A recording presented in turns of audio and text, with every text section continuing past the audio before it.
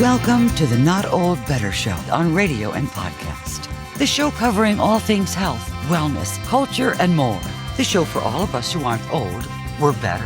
Each week, we'll interview superstars, experts, and ordinary people doing extraordinary things, all related to this wonderful experience of getting better, not just older. Now, here's your host, the award-winning Paul Vogelzang.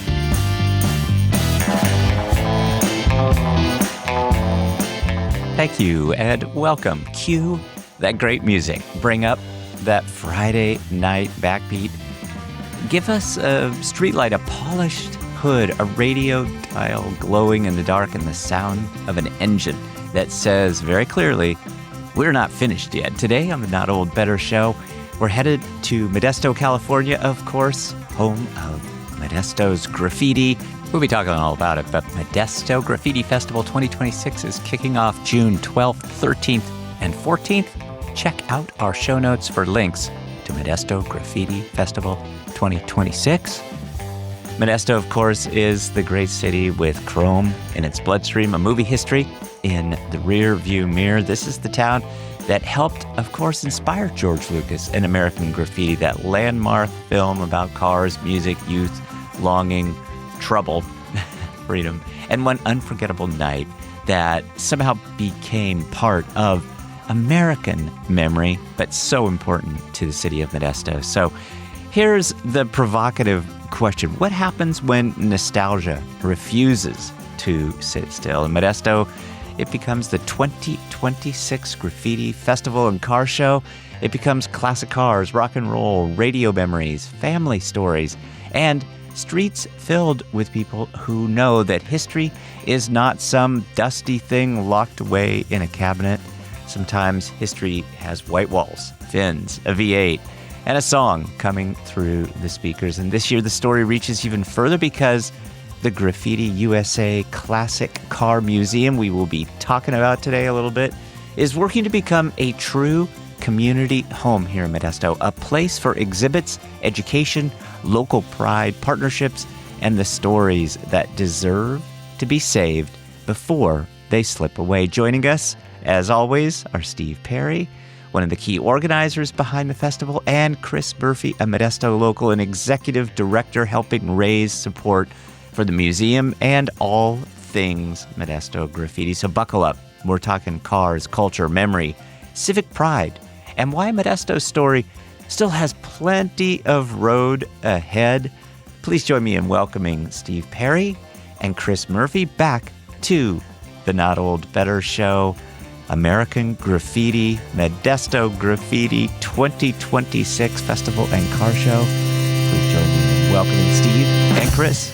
Steve Perry, Chris Murphy, so good to see you guys again. Happy Modesto Graffiti. The 27th annual Graffiti Festival Car Show. This is big stuff. 27 years. Could you guys believe that? 27 years? I thought that number was just amazing. Crazy. It's 64 years, so since the class of 62 for that matter, Really great. Some of these things don't age though. That's the cool thing about this. It really doesn't matter if it's 27th or the 30th or the 50th.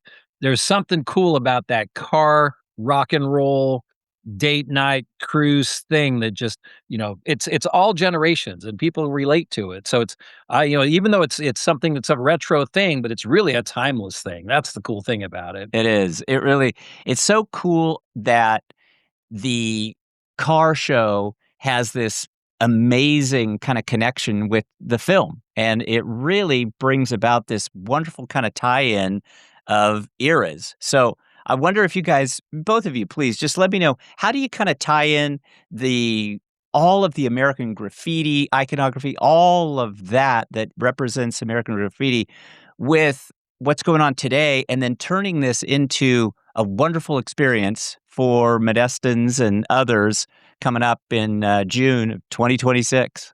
Well, I think it's kind of interesting because as you look at particularly California, we have a very big green movement, and fossil fuel vehicles, if you will, are really on their way out in California, and it's really a really striking opportunity for youth to get up next to a big V8 and hear it rumble a little bit, maybe watch a little burning rubber, and those things are exciting. I mean, an electric car doesn't make any noise, not really. They have to make it make noise so you don't get run over. So it's a really fabulous experience, to see and touch and hear, smell the gas fumes, if you will. Can't replace it. You just can't replace it. It's great for nostalgia. And there's just something about the connection between cars and music and all that stuff that just really give me rock and roll really is key to the cruising thing, which was key to the car radio. I mean, I remember when I was in junior high, I finally got a big, I got a stereo and we got a stereo in our car. And then when I was in high school, it's like all you could do is put the big stereo on because you wanted to play the radio. And back even when we were in high school, we had one main radio station. So that was kind of the connecting thing to all of us really was the music and the time spent in the cars together and cruising up and down McHenry, at least when I was in when cruising was the McHenry years. And it was we had all had a common soundtrack. And that's what kind of makes this, even with you look at now, that soundtrack really provided the fabric for a lot of the art and the movement to come. The film was a hit because of because of the music that was in it. And it just brings people together, whether it's a car or a song or a guitar or, poodle skirt, there's something that draws you in. KFIV, right? That K5, exactly. that was Yeah, playing the soundtrack. that's Yeah. right. The Rockin' 136, 1360, KFIV AM. It was like back in the 70s, it was Radio Rick and Derek Waring and Bob DeLeon, That's John Chappelle, Skinny Kenny Roberts. These were the DJs we amazing. listened to Yeah. when we were out All those cruising. names. Yeah, definitely. Hey, Chris, I And want to. and it's just something that it's something just really I think it's something that really sets Modesto apart. I Yeah, mean, it's I think Modesto's. cities struggle with who they are Mhm. in a lot of cases, and with Modesto, this really tells us who we are, and it's not something we had to invent or fabricate. I love that you're doing the museum, Chris, and I want to talk to you about that because that really represents Modesto too. That's Modesto's identity is holding those cars, that period, in a place so that people can visit that all year long. So tell us a little bit about, you know, why it's so important to make this investment in Modesto's identity. I think it's so much more than just a tourist attraction or a museum. I think it's a way that people can rally around who we are. Because cities like Modesto struggle with it. Are we farm to fork? Are we feeding the world? I mean, those things are not really exclusive to our town.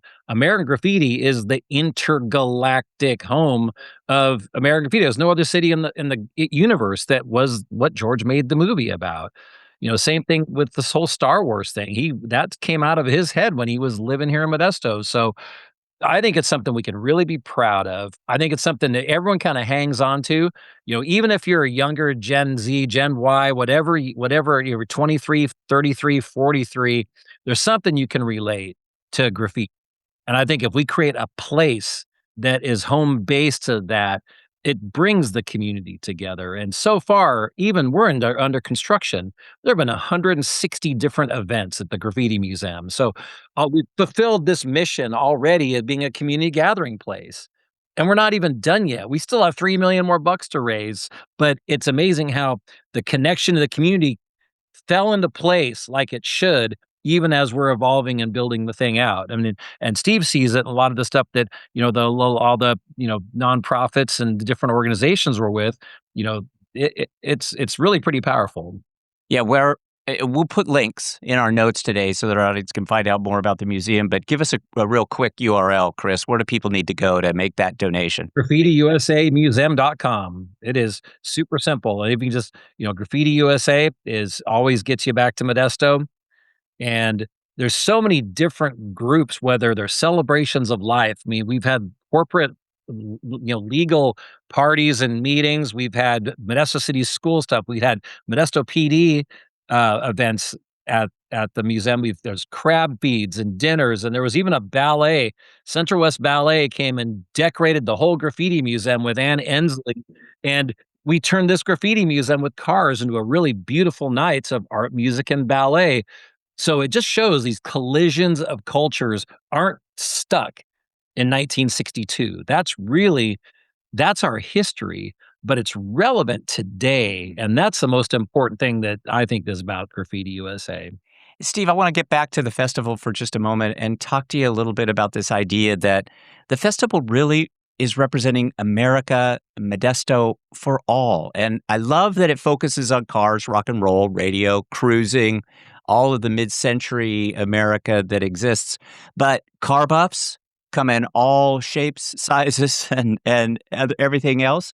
You have told me in the past that there are a great deal of Latino families that are participating. Absolutely. What is it about the festival that really is bringing everybody together in the community of Modesto so that we can celebrate this wonderful event? Well, the Hispanic population, as you know, Paul, is really a major part of our population here in Modesto, and we all embrace them, whether you do it through Fregosos El Faro or whatever.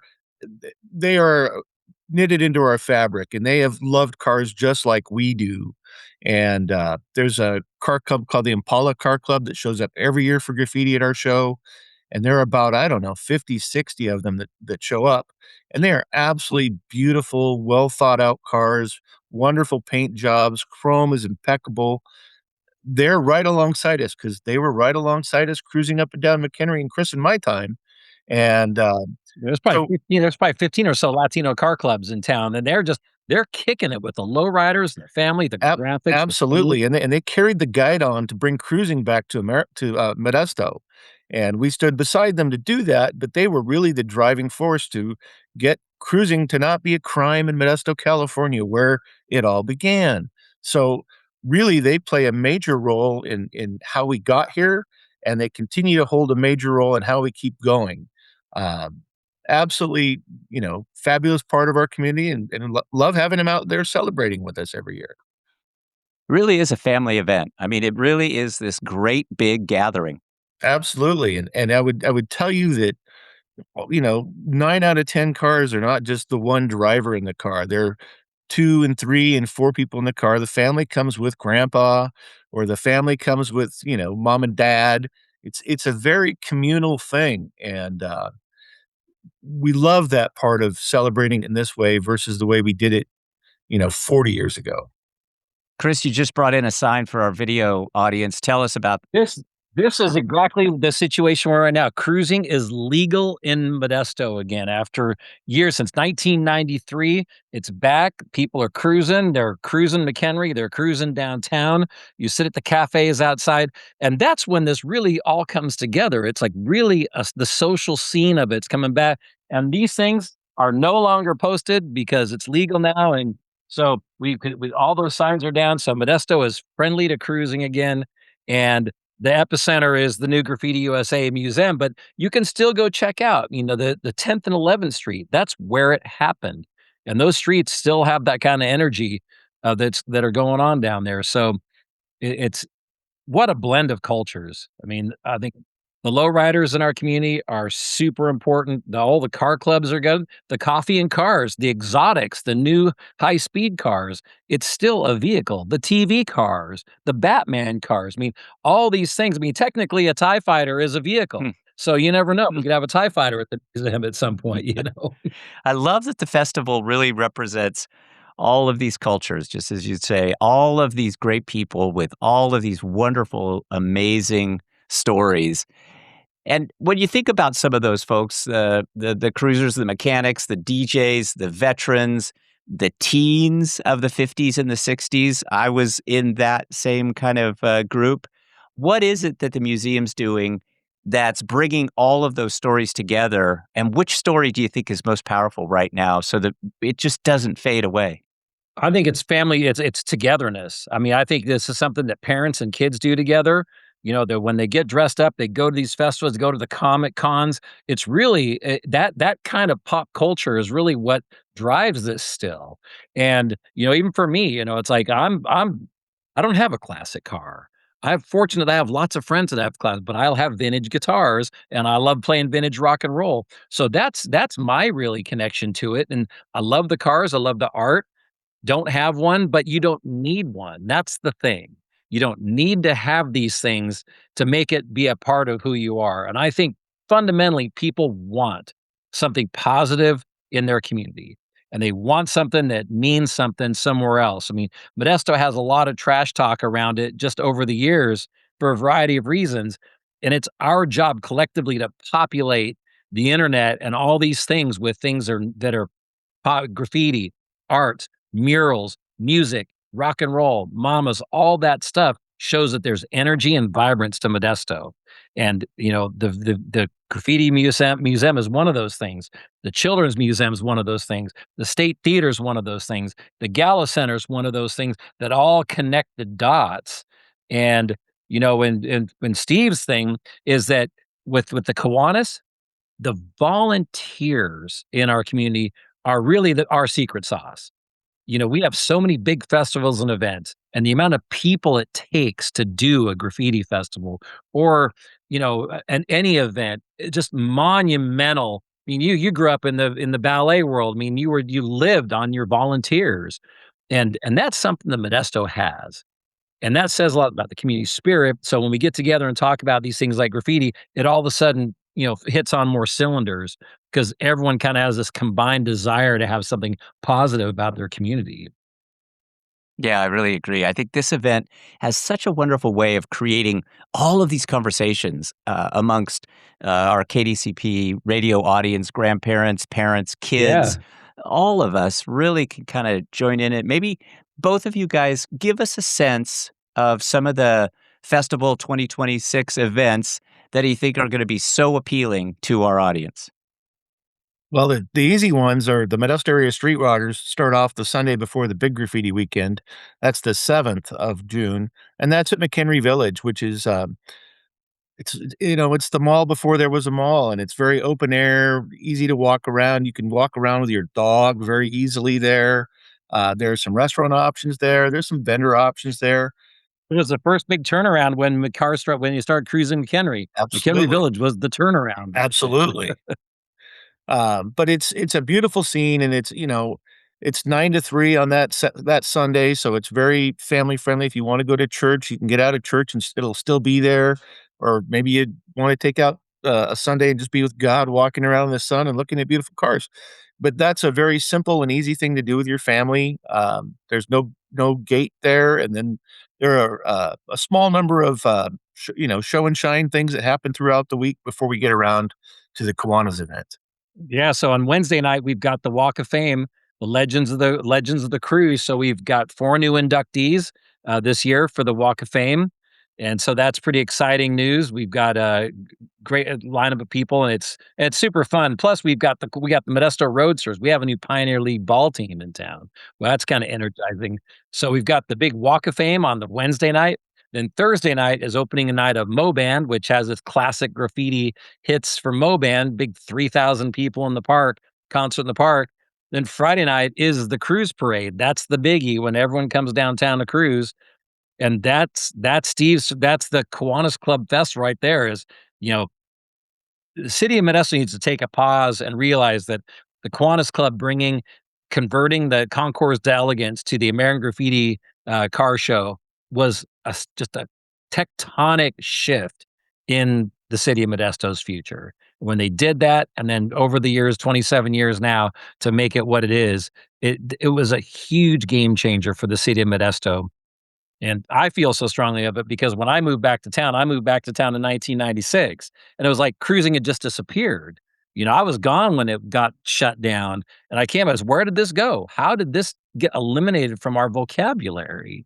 And so thanks to that festival and thanks to, kind of the collective we in the community saying, hey, cruising's cool. Graffiti's cool. This is something that, this is a $80 billion gift from one guy to our city that we need to take advantage of. I mean, so, but it all connects. I mean, if we didn't have good volunteers, none of that stuff would have happened, and it wouldn't be the show that it is today, drawing people from all over the world.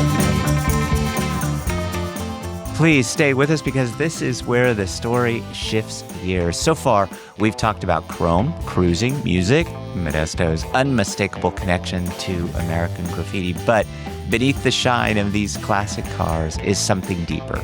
A question every community has to answer sooner or later. What pieces of our past are worth saving before they disappear? And what happens this year at 2026 Graffiti Festival in Modesto? That answer is taking shape through the Graffiti USA Classic Car Museum, among many other things. A volunteer-led nonprofit with a mission bigger than nostalgia. This is about memory, education, civic pride, grandparents telling stories to grandkids, families finding old photos, local businesses stepping up, a city claiming its rightful place in American culture. Here's the edge. If these stories are not gathered somehow, some of them may be lost for good. So don't go anywhere. In a moment, Steve Perry, Chris Murphy will return. They're going to help us look under the hood of this great event and all of this effort around Modesto's 2026 Graffiti Festival, the partnerships, the people, and the future of a museum and many other things that wants to keep Modesto's story running for generations. Please stay tuned.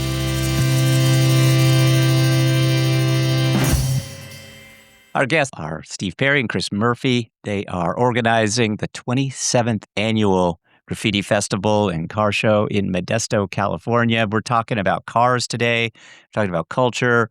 We've talked a little bit about George Lucas, American Graffiti, and I think importantly too, Chris, why the Graffiti USA Classic Car Museum really could become one of Modesto's great community treasures. But for those people living outside of the city of Modesto, I was a lifelong resident. I live elsewhere, but both you and Steve are local Modesto residents. What is it that those people outside of the city of Modesto need to know about the festival in order to join all of this great stuff that's going on?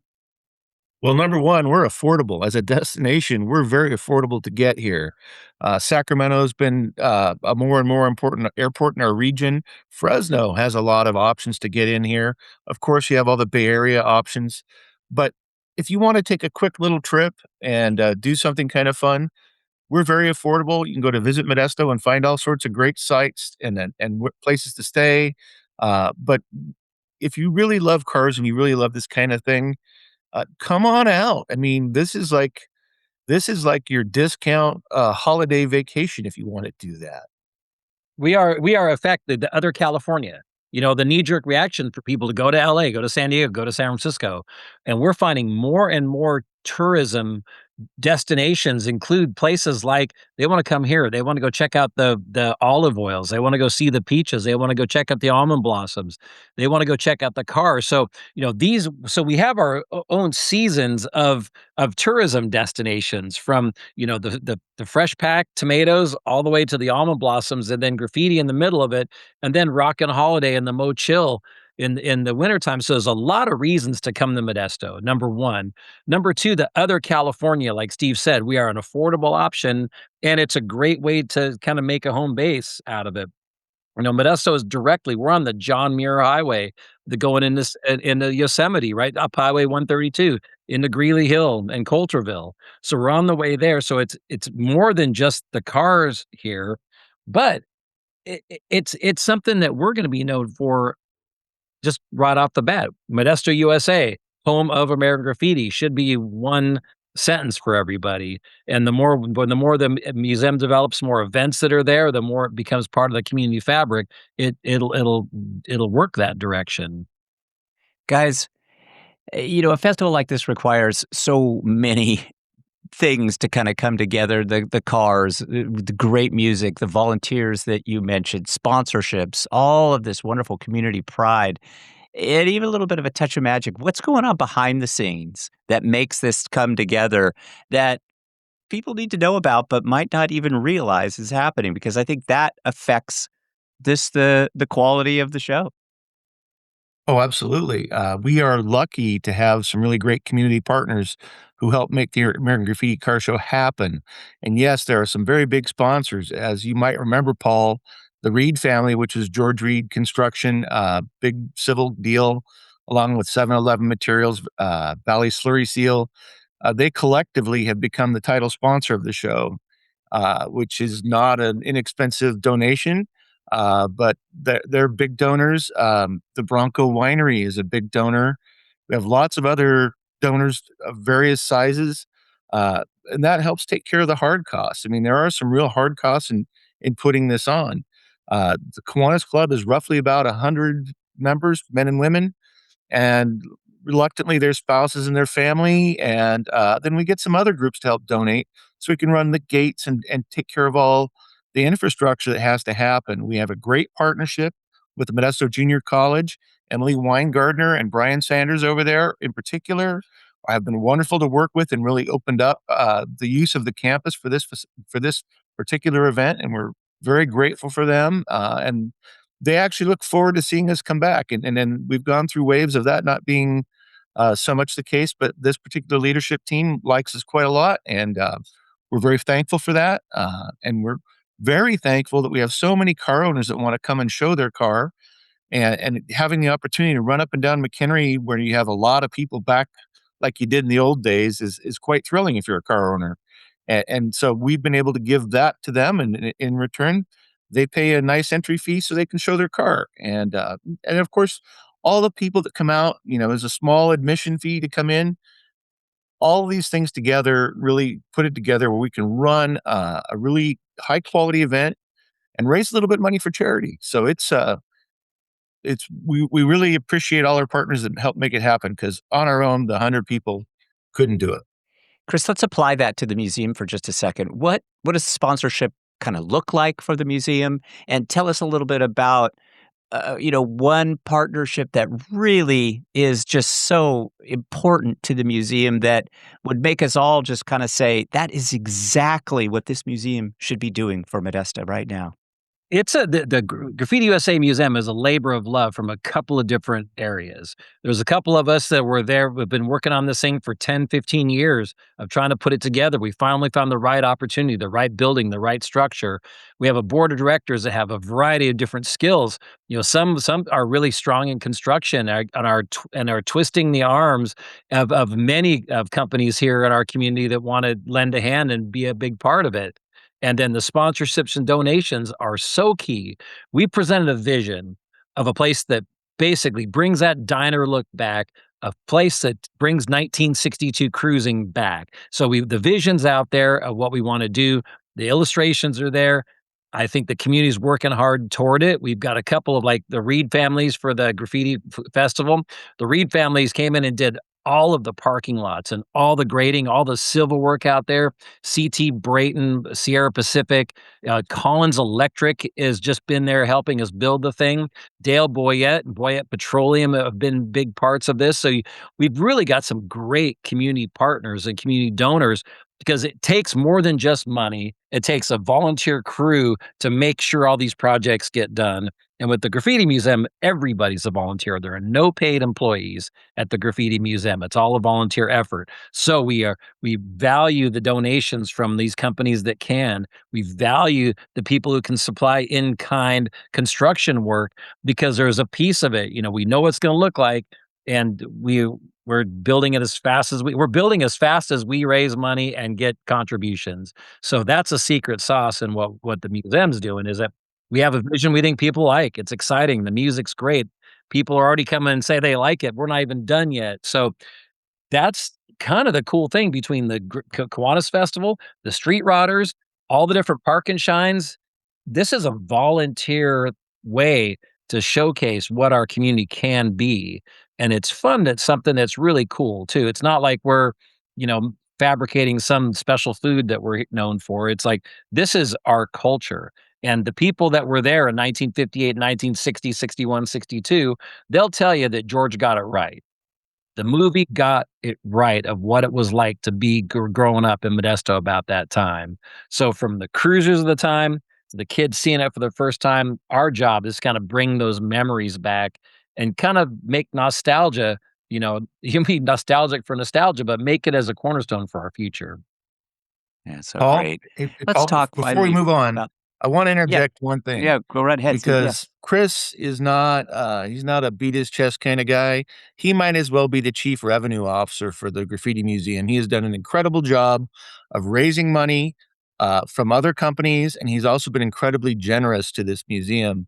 And I know he's like a lot of us from Modesto, very modest and likes to fly low, but he's done an incredible job here, and his efforts are completely noticed by the entire community. And I just for me to you, Chris, hats off to you, brother. Well, thanks, man. I back at you for all we guys. You make it fun to be part of this stuff. Yeah, Chris, I got to congratulate you too. I just love the idea of the museum. As a former Modestan, I just think that kind of a thing, that kind of a museum is just so vital to our community and to our history. And so for somebody listening who maybe, they love the idea of the museum too, but they haven't yet made a donation, tell us, what is the donation protecting in terms of the culture? Is it protecting the cars? Is it protecting the memories, the wonderful history of the community itself? Some of these educational programs that you've been talking about, or Modesto's I wouldn't history? say Yeah. yeah, I wouldn't say it's protecting anything other than making it showcase. I think it's a showcasing rather than protecting, because we do have this managed thing about the cars. We have managed thing about music, but those things just need amplification. And that's where it's kind of like being what you guys are doing on this show today. And when the news come in and when these companies get involved, each person hopefully leaves a Graffiti USA as kind of an evangelist for something cool that's coming on. And then every person who donates helps us build something that's positive, whether it's $100 donation or you're making a large contribution of fund, a build out one of our stores within a stores. I mean, those to build each one of those cost $25,000 to $40,000 each, and there's 28 of these things. So if you want to do that, if you want to just basically help us put HVAC in, there's a way you can help. And if you're a company that can donate the time and the effort, like CT Brayton and Collins Electric and a lot of these folks and Reed, that's the most valuable thing. Really, is these people care about it. And then they're helping us build something that's going to last a lifetime. So, yeah, we are protecting the legend and the history and everything, but at the same time, we're making it real for people to see. Up until this, there really is no place to go other than the 5 Points or the murals that we have there are along 10th and 11th Street. And so I think people need they need a mountain to go to. And this is the Graffiti Mountain. And it's not just and it's a key. So you made a comment earlier on. There's a lot of car museums are having a tough time nationwide because just a box full of cars isn't really going to last a long time. So it's our job to create an experience. We're taking you back in 1962 where the music in the stores and walking down the street. And that way it's more than just the vehicle. It's the whole thing. It's the music, the art, the lighting, the neon. And that's what makes it magic, Paul. It's just the fact that this car has a hot rod motor in it. We have a lot of people say, my dad's car should be in the graffiti museum because it's a really cool car. The good thing and the bad thing about Modesto is there's a lot of cool cars around here. And the bad thing is that there's just not enough room to handle which ones are truly amazing. So over time, we'll be rotating this thing, but we're rich in having this heritage and people, stories. But there's so much more that the people outside can learn. Once people come here and check it out, they're stoked. Yeah, and on the interior of the graffiti museum, there's a little record store, and there's also an homage to radio gone by. So there's a little broadcast booth there. So it really is all about the era and not just about the cars. And so the record store, for instance, is called Murph's Records. That's our family's donation is record store.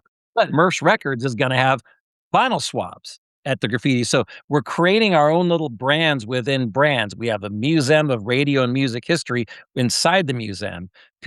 Companies like our friends at JS West, one of Modesto's longtime, best companies out there, they're putting a build out in downtown featuring their time as the seed and feed supplier of our whole area.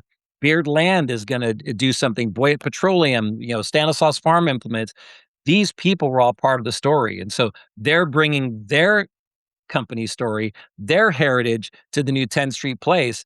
And that's why there's so many opportunities for people to get involved. And we really value all the folks who have taken time to say, we'll be a part of it. That's right. The Kiwanis will gladly accept your donation towards helping their cause and making Modesto, California a better place. Great. Fantastic stuff, guys. I love talking to you guys. We could talk for a long, long time. I know we're going to talk again next year. Have a great festival this year, guys. Chris, Steve, so good to see you. Thank you for your time and for all your hard work on this wonderful festival. Thanks, Paul, for spreading the good word out there. We really appreciate you. There are cars that get you from one place to another, and then there are cars that carry full chapters episodes of American Life. Today with Steve Perry and Chris Murphy, we heard why the 2026 Modesto Graffiti Festival and Car Show is far more than a celebration of polished chrome and great music. It is a living tribute to Modesto's place in film history, car culture, radio, rock and roll, family memory, and post-war Americana. But the larger question is still sitting right in front of us. Will we preserve these stories while we still can? We talked a little bit about the Classic Car Museum with Chris Murphy and Steve Perry. It's being built by volunteers. You can contribute directly to it. Check out our show notes today for community involvement, the great community leaders, donors, partners, and believers, the city of Modesto, who are joining together to make sure that history does not slip away. It takes your attention. It takes care. It takes people who are willing to say, this matters. Of course, Graffiti Festival is coming up, but you can hear more about Graffiti Festival, read all of our show notes, and join us for future episodes of the Not Old Better Show. Check it out. Check us out at Not Old Better on Instagram, Twitter, and you can find us on our website at notold-better.com. Of course, and Not Old Better Show are a production of NOBS Studios. I'm Paul Vogelzang. Thanks for listening. Thanks for being a part of this wonderful community of Modesto. Please join me again next time and be well. Be safe. Let's talk about better. The Not Old Better Show. Thanks, everybody. We will see you next time.